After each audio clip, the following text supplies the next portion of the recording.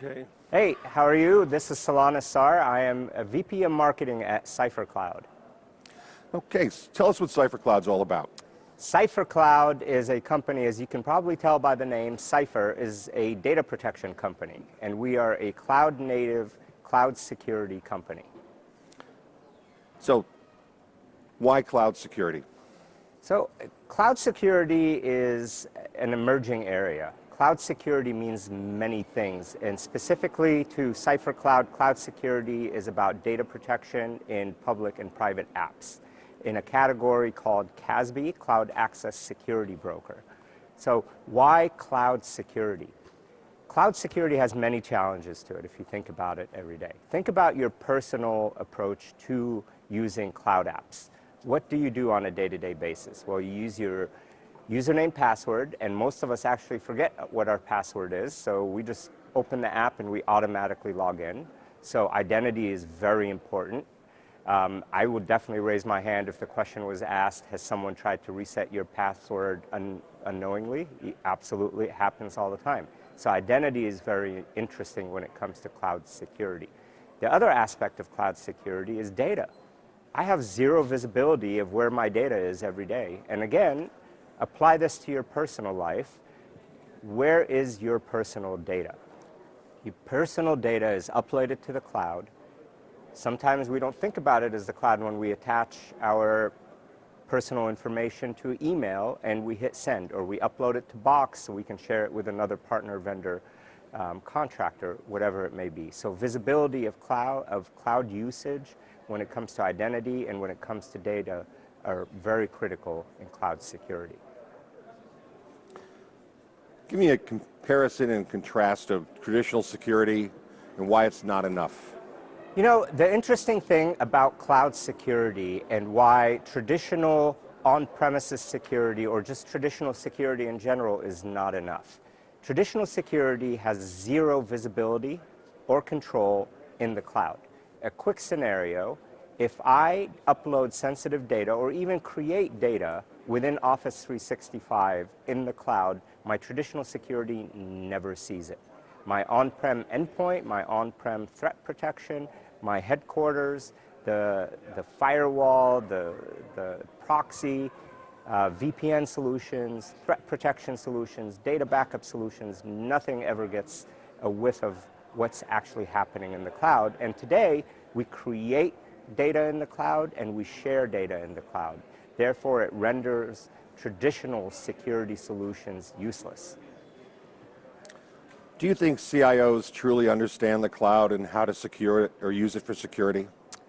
Yes, I think CIOs, CISOs, everyone in a security setting or an IT setting has 100% knowledge that they have a cloud security problem. The challenge these days is how do I approach solving for cloud security? And this is where I would say don't listen to any vendor. Listen to industry-leading analysts when it comes to how do I approach cloud security. And the number one solution for solving for cloud security is CASB, Cloud Access Security Broker Solution. What's most important about cloud security for any sized enterprise? Well, the most important thing for any size enterprise when it comes to cloud security is data. If you lose your data, whether that's your intellectual property, whether that's your customers' personal information or private information, you lose that data, not only will you be impacted financially, but your entire organization's reputation is at risk. And matter of fact, many organizations have closed their doors as a result of a data breach. What's the biggest challenge you have in cloud security? The biggest challenge of cloud security is understanding where your data is and what is your security exposure. The reality is many organizations don't know what their cloud security exposure is. If there was a breach, most organizations don't even know that a breach has actually happened because they don't have the right controls, visibility controls and protection controls in the cloud to solve for cloud security. Without naming a specific customer or an industry, can you describe how CipherCloud was able to help a particular customer overcome a challenge with cloud security? Absolutely. So many organizations, what I would say the early adopters of cloud security have been your highly regulated organizations. So if you think of healthcare, you think of financial institutes, banks, etc., they have adopted cloud security early on. And one of the first things that many of our customers have shot out to do is let's solve for the visibility of where is our security. And then, as soon as they understand what is their security exposure, especially in terms of sensitive data, the second step is to protect that data. And protecting that data means many things. It means data protection, such as encryption, and it means data loss prevention to control and protect the usage of that sensitive data. This industry has an awful lot of acronyms. Yes. CASB is one of them. Yes. What is CASB? What is CASB? CASB as a category stands for Cloud Access Security Broker. And in essence, CASB stands for multiple things. It provides visibility of who is accessing your cloud apps, who is accessing your cloud storage repositories. That's number one, visibility. Number two is protection. Protecting your sensitive data and protecting access to sensitive data. So why CASB over any other form of cloud security? So why CASB over different forms of cloud security? That's a phenomenal question. Why is that? Currently, I can turn on security in my cloud solution provider security as I acquire, as an example, Office 365, which has a big suite of security functionality built in. I can also turn on at-rest encryption in Salesforce. I can also turn on data protection in Box. This actually creates a security hole for organizations as security practitioners and the entire CISO suite has zero visibility of what's happening across all the clouds at any given time. It creates a siloed security problem, and it also creates a centralized visibility problem. Here's a great way to approach answering that question. How do I know if I have had a security breach in the cloud? In a perfect world, I would open up a single console that has visibility on all my cloud apps, and I can quickly respond to, here are the security incidents that I've had across all my security applications. Only CASB can provide you that centralized visibility. There have been a number of acquisitions in the CASB market, leaving CipherCloud one of the largest remaining independent CASB plays. Do you believe that some of the folks who have been acquired by other companies have lost focus, and does this give you a strategic advantage in the market? That's a great question, and I can answer the question of, have all the acquisitions of other CASB vendors clouded the ability for them to operationalize or to execute on cloud security? There's two ways to answer that. One is focus, the other is investment. From a focus perspective, if your sole solution is not focused on solving for cloud access security broker, your engineers are going to solve for interoperability with other applications, interoperability with other security platforms that the company might be focused on more from a business perspective. The other aspect of this is technically. If you don't live and breathe as an organization solving for cloud access security broker or that centralized solution for cloud apps, you are going to miss what your customers are actually looking for and not provide the best in breed product. So yes, being acquired by a larger organization whose focus tends to be maybe network security versus cloud security will definitely impact that organization's ability to execute on CASB. Are there particular vertical markets where CipherCloud is particularly strong? Please identify them and explain why. So the question is there a particular vertical or a market that CASB solves for more than others, or that CipherCloud is focused on solving for more than others. And if you would have asked me that question a short 12 months ago, the answer would have been yes. It would have been financial, healthcare, manufacturing, and some IT services organizations. However, today, we're in a world where every organization, from small, medium enterprise to the Fortune 500s, are focused on how do I solve for cloud access security, or CASB. And the reality is now cloud access security or CASB, is a problem that is horizontal across every organization, across every vertical, and for every size of an organization. What is SASE? Great question. So the question is what is SASE? SASE is what we call the next generation of security. Think about what we have to solve for in cloud when it comes to cloud security. Traditionally, we worked on our data centers, and when our data center migrated to the cloud in terms of applications, our email went to the cloud, our CRM went to the cloud, our HR applications went to the cloud, the way we operate on a day-to-day basis from an organization went to the cloud. Now our infrastructure went to the cloud, and we have all our private and public apps in the cloud. The solution for that was CASB, Cloud Access Security Broker.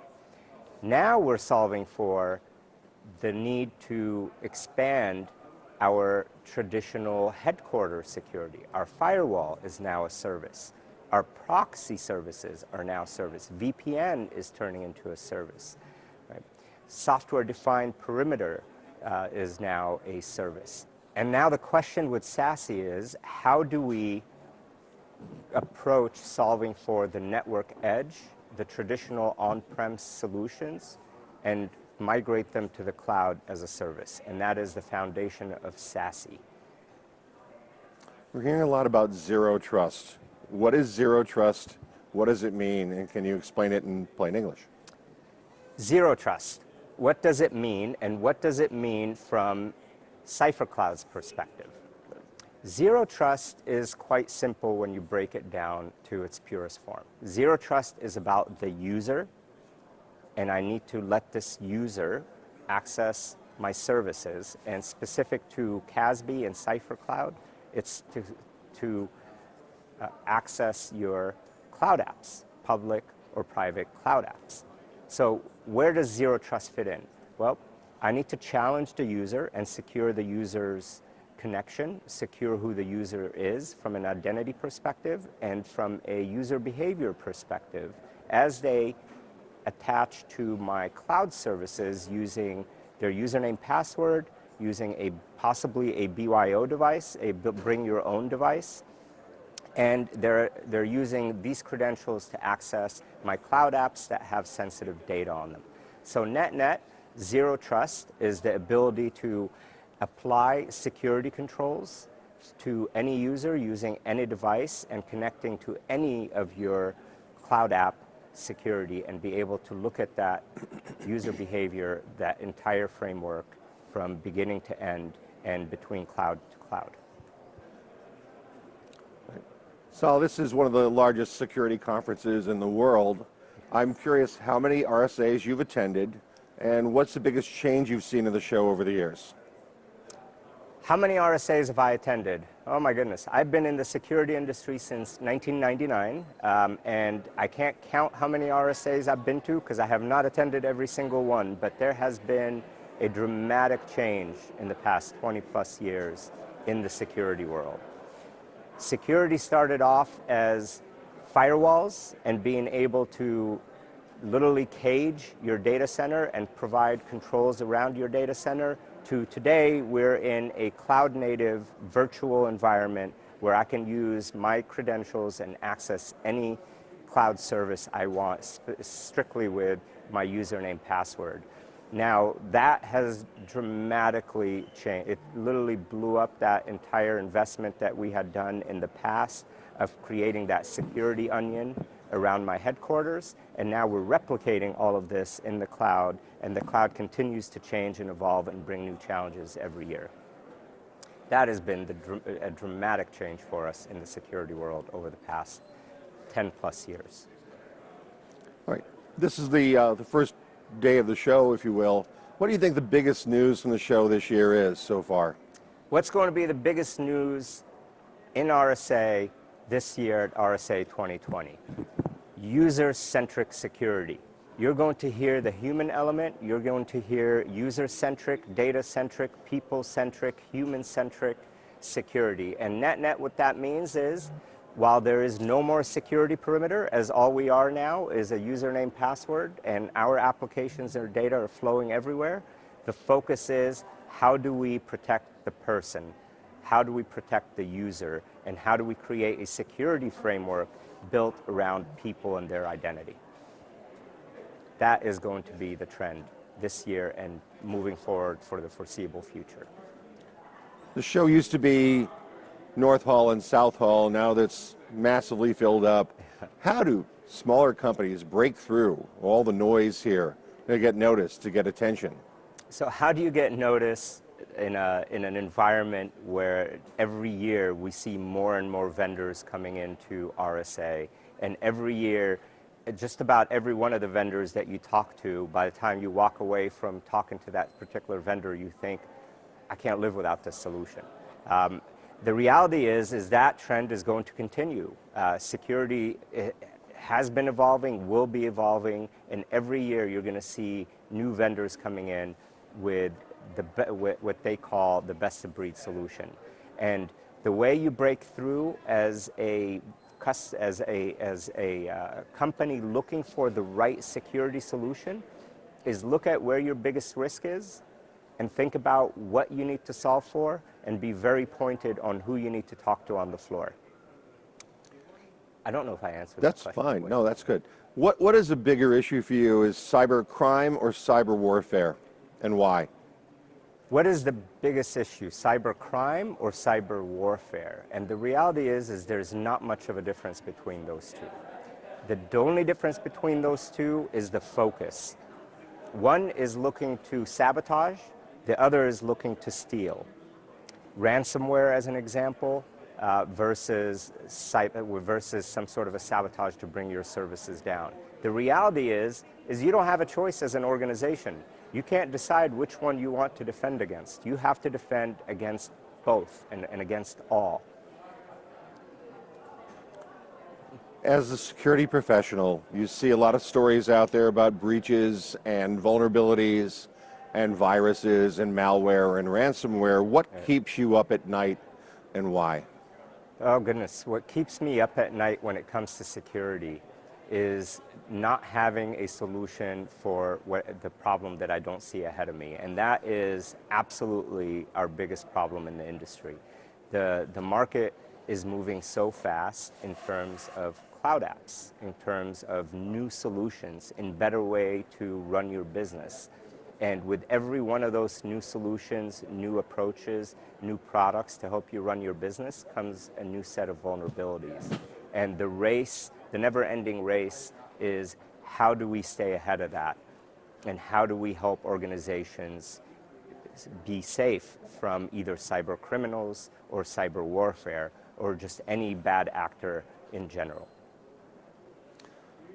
What would be your message to that CIO who says, I just don't have the budget to provide adequate security technology for my network? That's an interesting question. What about the organizations, the CIOs who are very constrained in budget and just don't feel like they have the budget to invest in the latest security solution? The response to that is talk to your CEO about that. The reality is we're all in business, whether we're a security vendor or an organization providing a service. We're all in business to provide that service and not to be a security practitioner. So when it comes to how do I invest my money, do I sign up for the latest application that's helping me in my digital transformation, or do I allocate that money in security? How do you judge success as an organization, and how do you judge risk? Is that new application holding the sensitive data that if one of your competitors get their hands on? What is the impact of a breach like that? And that's a long-winded response. I'm going to respond to that real quick. Okay. In a much shorter way. Go ahead.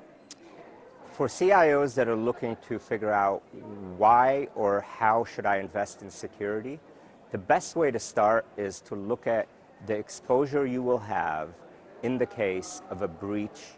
If that exposure you have is not critical to your organization financially or from a reputation perspective, then don't invest in security. If that breach is going to impact you as an organization financially, or it's going to impact you from a consumer perspective, a reputation perspective, then invest in security based on the level of that risk. I want to ask a question about legislation. What does government not understand about cybersecurity that they should? And what sort of laws might be in place to help this industry and help people and companies?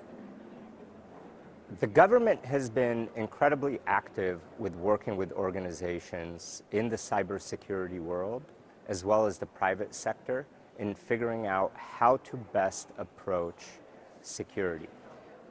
Government organizations will never get it right. For many of us who are on the security side, who look at new regulations such as GDPR in EMEA, that is the Privacy Act in EMEA, or California Protection Act.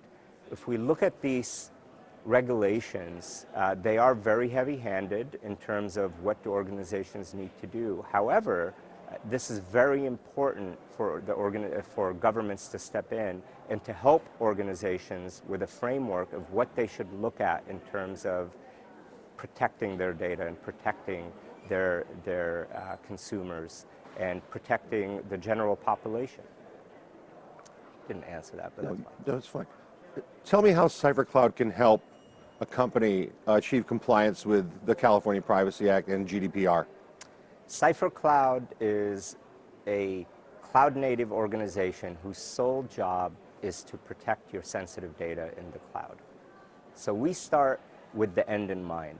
We start with being able to protect your data regardless of what that data is. We give you the right tools to identify different types of sensitive data, intellectual property, or personal identifiable information, the social security card numbers, the personal identification, PCI information, credit cards, etc.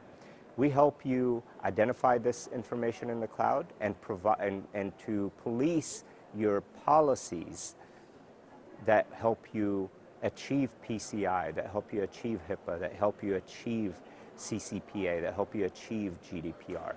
That is CipherCloud's sole focus in the industry, is to help you protect your sensitive data and all the bells and whistles around that, from threat protection, user access control, behavioral control, human-centric approach to helping you achieve your data compliance solution. There are a number of stories about companies that suffer a security breach where customer data, social security numbers, credit card numbers are now exposed to the dark web. Yeah. Should any of these companies be held criminally liable for these breaches?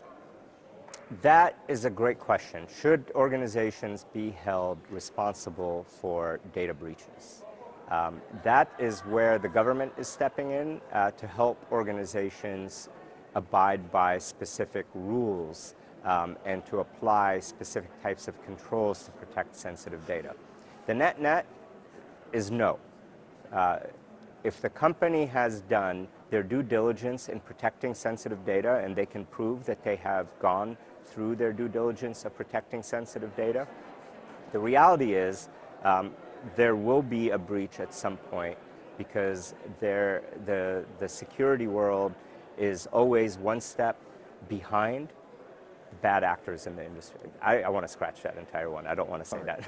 That's going to scare the hell out of All right, we've got one last question that I'm going to come up with. What should I have asked you that I didn't ask you? What's the burning thing that you want people to know? That's a great question. If there's one answer, one thing that I could leave you with from a security practitioner to another security practitioner is don't overcomplicate your security deployments. Cloud security should always be as simple to deploy as it is to deploy any other piece of technology in your organization. So beware of getting caught up in deploying any kind of cloud security that requires you to greatly expand your operational expenses. Cloud security should simplify your organization, should help you implement better and faster organizational business-focused endeavors, such as your digital transformation, such as Office 365 migration, etc. Security should work hand in hand with the rest of your IT organization, and you should partner with a security vendor that helps you do that. Thank you. Thank you.